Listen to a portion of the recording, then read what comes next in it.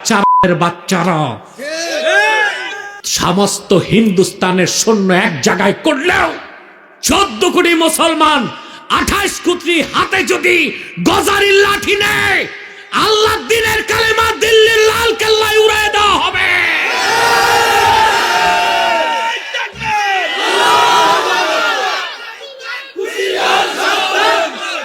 মমতা ব্যানার্জি বাংলাদেশের স্বাধীনতার বিরুদ্ধে যে বক্তব্য দিয়েছে, 24 ঘন্টার মধ্যে পররাষ্ট্র উপদেষ্টাকে ভারতের রাষ্ট্রদূতকে তলব করে শোকজ করতে হবে, নতুবা বাংলাদেশের মানুষ ভারতের যে দূতাবাস আছে তা ঘেরাও করবে, প্রত্যেকটা ইটকে আলাদা করে দিবে বাংলাদেশের মুসলমান।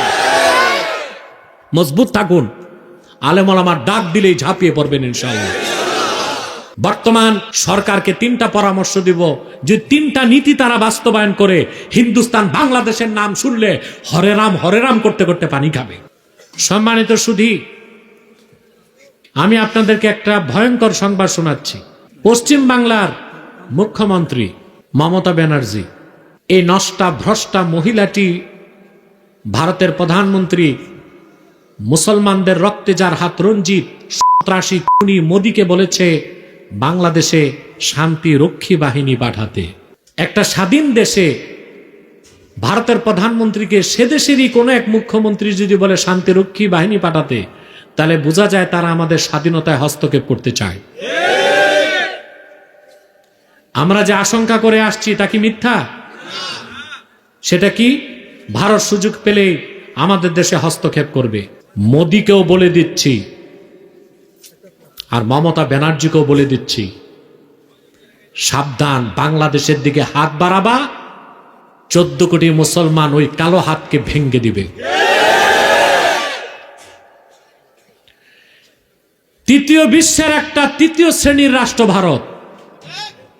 বাংলাদেশে যারা জুজুর ভয় দেখায়, প্রত্যেক রাজনৈতিক দলে ভারতের দালাল ঢুকে আছে, ভারতকে খুশি করে ক্ষমতায় যেতে চায়। তাদেরকে বলছি, ভারত প্রীতি যাদের মধ্যে থাকবে, বাংলাদেশ থেকে তাদেরকেও ঝাড়ু ঝাঁটা দিয়ে নির্বাসিত করা হবে। বলে কি মুখ রোচক কথা, বলে বউ বদলানো যায়, প্রতিবেশী বদলানো যায় না। দালালি করার ভাষাও শিখে নিছে। বেটা তুমি প্রতিবেশী বানাও, ভারত তো তোমার এই প্রতিবেশী মানে না, বাংলাদেশের স্বাধীনতায় হাত দিতে চায়। যতবার বাংলাদেশের সাথে বৈঠক হয়েছে ভারতের তিস্তা চুক্তি নিয়ে, পশ্চিম বাংলার মমতা বাধা দিয়েছে, তিস্তা ব্যারেজ করতে দেয়নি। আমাদেরকে বর্ষা মৌসুমে পানি দিয়ে মারে, শুকনা মৌসুমে পানি আটকায়। ওরা পানি দেয় আর আমরা ইলিশ মাছ চাষ করে ওদেরকে পাঠাই। ওরা শুধু নেয়, আমাদেরকে দিতে চায় না। বাংলাদেশের পরীক্ষিত শত্রু হচ্ছে হিন্দুস্তান। তার সাথে বাংলাদেশের কোনো বন্ধুত্বপূর্ণ সম্পর্ক থাকতে পারে না। বলে প্রতিবেশী তো সম্পর্ক রাখতে হয়। উত্তর কোরিয়ার পাশে দক্ষিণ কোরিয়া, উত্তর কোরিয়ার নিকট প্রতিবেশী দক্ষিণ কোরিয়া। আপনারা জানেন দক্ষিণ কোরিয়া থেকে মানুষ তো দূরে থাক, একটা বিড়ালও উত্তর কোরিয়ায় ঢুকতে পারে না। ওরা প্রতিবেশী বুঝে না। আমেরিকার নিকট প্রতিবেশী মেক্সিকো, আমেরিকা মোটা কাটা তারের বেড়া দিয়ে মেক্সিকো আলাদা করে রাখছে, প্রতিবেশী সম্পর্ক নাই, কারণ শত্রু তো শত্রুই। ভারত কাটা তারের বেড়া দিয়ে আমাদের দেশের লোক যাইতে দেয় না, কিন্তু ওদের দেশের চোর চামার আর ফেন্সিডিল ব্যবসায়ীকে ঢুকায়। ফারাক্কায় বাদ দিয়া পানি দিয়ে আমাদেরকে কষ্ট দেয়, ভেজাল ওষুধ পাঠায় আমার দেশের মানুষগুলোকে হত্যা করে। বাংলাদেশের 16 বছর যারা নির্যাতন করেছে তাদেরকে হিন্দুস্তান সহযোগিতা করেছে।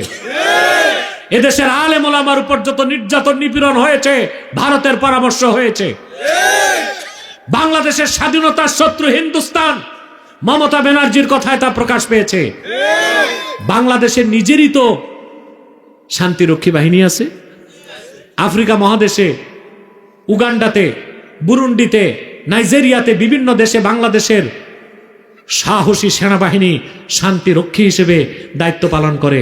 তো বাংলাদেশের শান্তি রক্ষায় কি আমার দেশের সেনাবাহিনী ব্যর্থ হয়ে গেছে?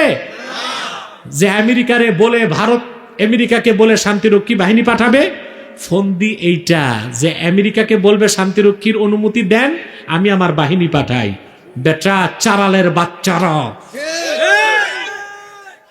সমস্ত হিন্দুস্তানের সৈন্য এক জায়গায় করলেও 14 কোটি মুসলমান 28 কোটি হাতে যদি গজারির লাঠি নেয়, আল্লাহ দিনের কালেমা দিল্লির লাল কেল্লায় উড়ায় দেওয়া হবে।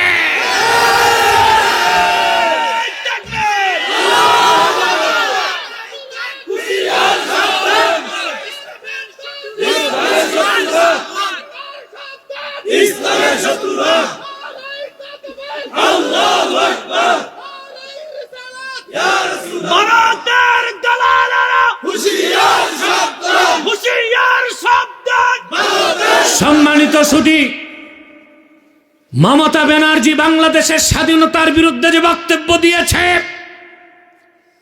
24 ঘন্টার মধ্যে পররাষ্ট্র উপদেষ্টাকে ভারতের রাষ্ট্রদূতকে তলব করে শোকজ করতে হবে, নতুবা বাংলাদেশের মানুষ ভারতের যে দূতাবাস আছে তা ঘেরাও করবে, প্রত্যেকটা ঈদকে আলাদা করে দিবে বাংলাদেশের মুসলমান। মজবুত থাকুন, আলেম ওলামার ডাক দিলেই ঝাঁপিয়ে পড়বেন ইনশাআল্লাহ। আমি বর্তমান সরকারকে 3টা পরামর্শ দিব, যে 3টা নীতি তারা বাস্তবায়ন করে হিন্দুস্তান বাংলাদেশের নাম শুনলে হরে রাম করতে করতে পানি খাবে। প্রথম নীতি, ভারতের বাংলাদেশের পাশে হচ্ছে শিলিগুড়ি করিডোর, চিকেন নেক বলা হয়। লালমনিরহাট একটা এয়ারপোর্ট আছে, ব্রিটিশ আমলে 1931 সালে করা হয়েছিল। এই এয়ারপোর্টটা বন্ধ। আমি সরকারকে বলবো, লালমনিরহাটের সেই এয়ারপোর্ট থেকে মাত্র 12 কিলোমিটার দূরে চিকেন নেক। আমি বলবো বর্তমান সরকারকে, আপনারা বাংলাদেশ বিমান বাহিনীকে সেখানে ঘাঁটি করে দিন। তার মাত্র 3 মিনিটের মাথায় ওই এয়ারপোর্ট থেকে বাংলাদেশ যারা এয়ারফোর্স, তারা চিকেন নেককে কেটে দিলে, আঘাত করলে ভারত থেকে 7 সিস্টার আলাদা হয়ে যাবে। ভারত কখনো বাংলাদেশের দিকে তাকাবার সাহস পাবে না। 2, ভারতের চিরশত্রু চায়নার সাথে আমি বলবো বর্তমান সরকারকে সামরিক চুক্তি করতে।